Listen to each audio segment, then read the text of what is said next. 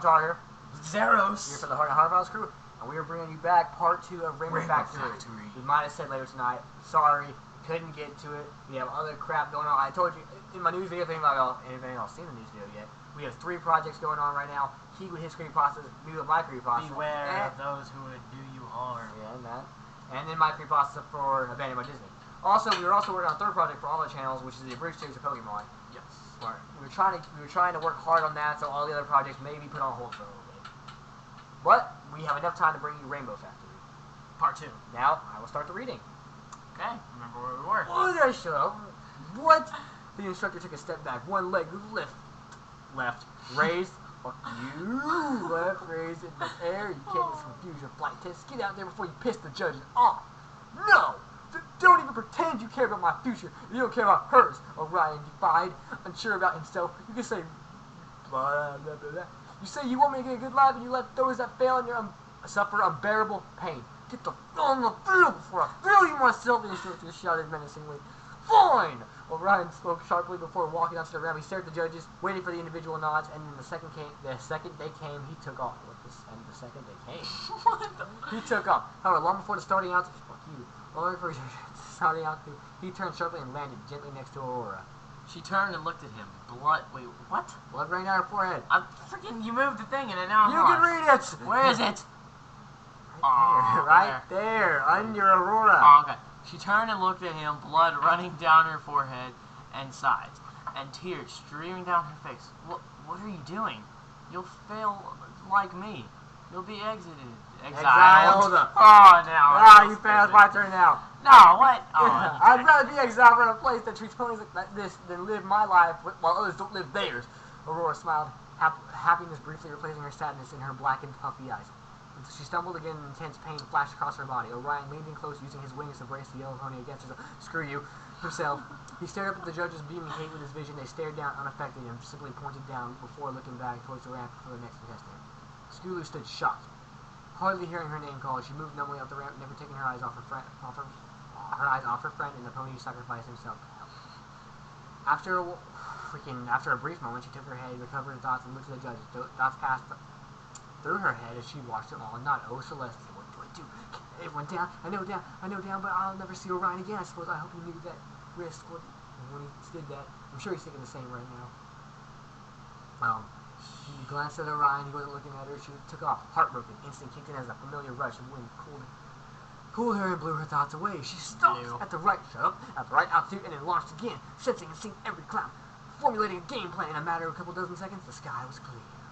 She did a quick loop in mid-flight, aiming at the first. With a powerful flash of her wings, she propelled forward to the first ring, and then second, and then third, expertly turning and drifting. She curved and I came towards the second last near the bottom of the field. As she descended, she caught sight of the Orion and Aurora almost at the west gate now. Orion turned her. Screw you. Orion turned his head and smiled weakly. Skulu's focus shattered. Orion knew what he did. He cared about her. He'd miss her, and he'd never get to say goodbye. Scooter looked ranked into the bottom part of the ring, falling backwards several feet and hitting the ground. With a sudden intense flash of fear, she flipped herself, table flip, flipped herself onto her feet and began flapping her wings, levitating off the ground. Maybe that didn't count as a failure, she thought. I could still fly. There was a distraction on the field. She spun around to the judges. 3 hooves pointed down. Skulu started crying there, tears welling up and blurring her vision. This wasn't right. This shouldn't have happened. None of it. Orion should have passed his test and cheered her on from the east gate. She shouldn't have looked at him. She should have focused on flying, but there was no room for excuses. Defeated, she slowly hovered towards Orion, and settled down next to it. She looked at him with her purple eyes. He looked back, offering a smile. You did a good job. Skulu dropped her head and sobbed. You did. You know in the end. She then walked around Orion, lifted a wing. That's gay. Lifted a wing of her own and helped Aurora walk to the west gate. Before this, the long, unlit hall with only a cheap sign set to the back, notifying test failures to proceed down the hall. They waited only briefly to gather themselves and prepare for RWBY. Yes, RWBY is amazing. Prepare for where they would be taken, and then all stepped forward together. And that's one of the songs. Let's delve deeper into rainbow philosophy.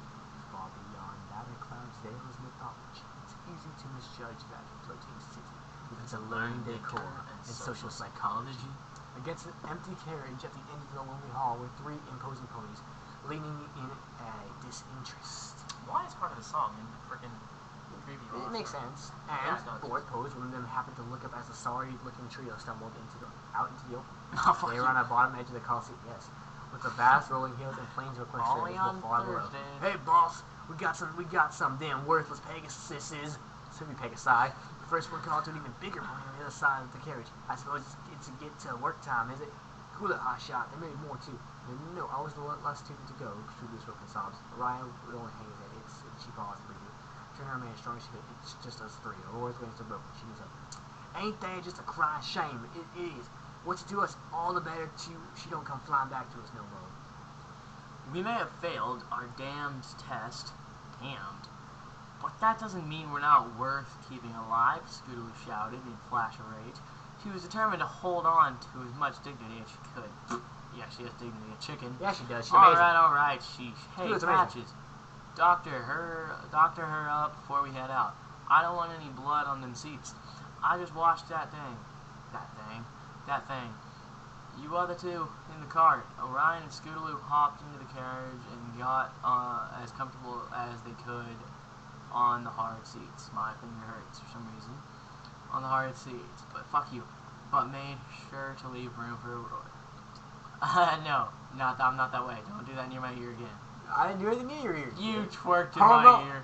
As soon as the third of the large ponies finished bandaging her wings, Aurora carefully worked it, stepped onto the vehicle, and lay down on the bench at the back. Scootaloo inched closer to her. Oh, that's lesbianish. Heck yeah. And leaned it. Well, she did have that experience with Big Macintosh. Down to talk as the door to the carriage slammed shut. The boss pony was inside the back, standing by the door, watching each of them. So Scootaloo began quietly, trying not to speak too loud. I got you there, bitch. Aurora, I'm Scootaloo. I'm sorry we had to meet like this. Welcome meeting. Aurora spoke gently, with sincerity in her eyes. Screw you. We did our best. That's all we can say. That's all any of us can say. Let me ask my car. Who's to say that the port isn't a good one, anyways? The thought struck Scootaloo as she considered no one was ever told about where the Pegasi were brought. Most ponies, she's a Pegasi. Most ponies considered it to be some odd land like where the zebras hailed from. That made Scootaloo realize something even more profound. Hey, we've taken his words of chorus from bottoms up. Hang on. There's got to be a way to get back. If it's not as if we're banned from Equestria.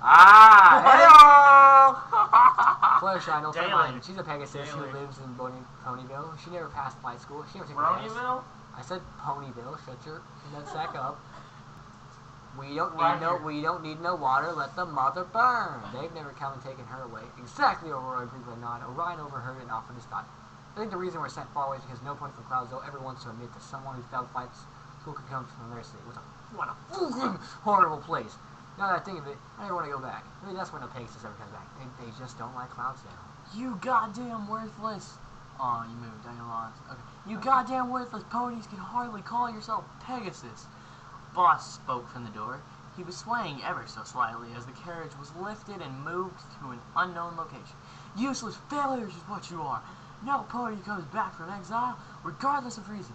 Can't even pass your goddamn test. You three make me sick. Scootaloo jumped up from her seat, lifted herself into the air with her wings, and dove legs first at Boss. You shut the hell up about us. You have no right to treat others like this. Boss raised a hoof and backhanded Scootaloo out of the air onto the floor. I would fucking kill his asshole with my car. That's gay. I can treat you however I want. You hardly classify as ponies in Cloudsdale, or any of Equestria for that matter. Now sit the fuck down and shut up until you get to your destination. Where are we being taken anyways? Not like we can tell anyone now. And I'm sure, as the deliverers, you guys should know. Orion cautiously reasoned. Hell if I know. We hand this carriage off to ponies and salts, and we get a bag full of coins to keep quiet about the whole thing. That says suits, not salts. Does it say suits? Yes, it says suits. Shut up. Whole thing. It's how it's always been. For 1,000 years, three fillies huddled together again, scared of the unknown. They kept quiet as they waited. Oh my god, I'm so in the accent. They waded through the unbearable trip, all lost in their thoughts. Own thoughts, friends, family, loved ones, pets. Fuck you. Oh man. All will never be seen them again. Hey-oh. What was that? I don't know. Who cares? Where were you? Finally, the uncomfortable pause broken by a sudden lurch as the carriage stopped in its flight. Ah! Boss smiled. There's my stop. You ponies play nice now. Have fun and where the hell you sent to. The carriage door shuffled open and the boss hopped out with a gust of cold wind. It was dark outside with hardly any light to see at all. Scooter stared outside and noticed another figure standing. It was dressed in a black suit. Its tail dyed in unnatural black that never occurred in nature. Its face was covered by a dark, noose-fitting mask, concealing its name. All that was visible were rose-colored eyes, staring indifferently at the three ponies inside. Nope, they stopped on Scootaloo. Momentarily unrecognizable, she stared back a second past the dark pony slammed the door shut, and the carriage took off once again. Scooted up, so at least we can talk now, Aurora whispered in the dark. But they had nothing to talk about. But with all great things comes a great responsibility. Cloudsville being weather stability. I like that, dude. The three desolate foals blinked their eyes awake, having all resolved to conserve energy for whatever came next. With a loud scraping noise, the doors shook, and then swung wide open. Several more ponies, obscured by masks and suits, salts, Shut up.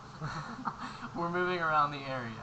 Scootaloo blinked against the light, from what she was seeing. They were in a cloud building. As her eyes adjusted, she noticed more details. Several of the blackened ponies were rushing around, some holding clipboards, some carrying briefcases, and other important-looking items on their backs. The complex was full of machinery and signs. Pipes ran along the ceiling, and a loud... What? Okay. And a loud whir ran in the background, occasionally joined with other industrial sounds, such as crashes and alarms. Scooter gasped. And we will leave you with that right there. We're going to pull it up so you can't read that. It's right. They can still pause it where we No, were. they can't. No, they can't. I said no. I wonder what happens next. I know, right? What's going on? Why did she gasp? What is the machinery? Is she going to die? Is she going to live? What's going to happen? Who is that mysterious pony with the rose-colored eyes? Is Big Macintosh going to rape her again? No, Big Macintosh is not in this. He can't fly. That's not fair. He's not. The King Member said it already did. Shut up. Rarity's a unicorn. She flew. That is true. Now, this might be. Oh God, you guys just saw my background.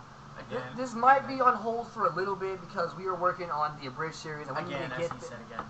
Shush, and we need to get that out as soon as possible before we start our other projects. Yes, fapping. Before we start our other projects. So do not look forward to any creepypastas for a while. We gotta get the abridged series out there. You know, at least the first episode out there. You might get a couple Pokemon ones, and then the rest of my Jeff the Killer ones. Maybe. Eventually, anyway. I mean, come on. We got a lot of projects going on right now. Yeah, we got like a bajillion and 9. Now remember, this is Offilcal Hamtaro. And Xeros. And remember, only you can prevent wildfires.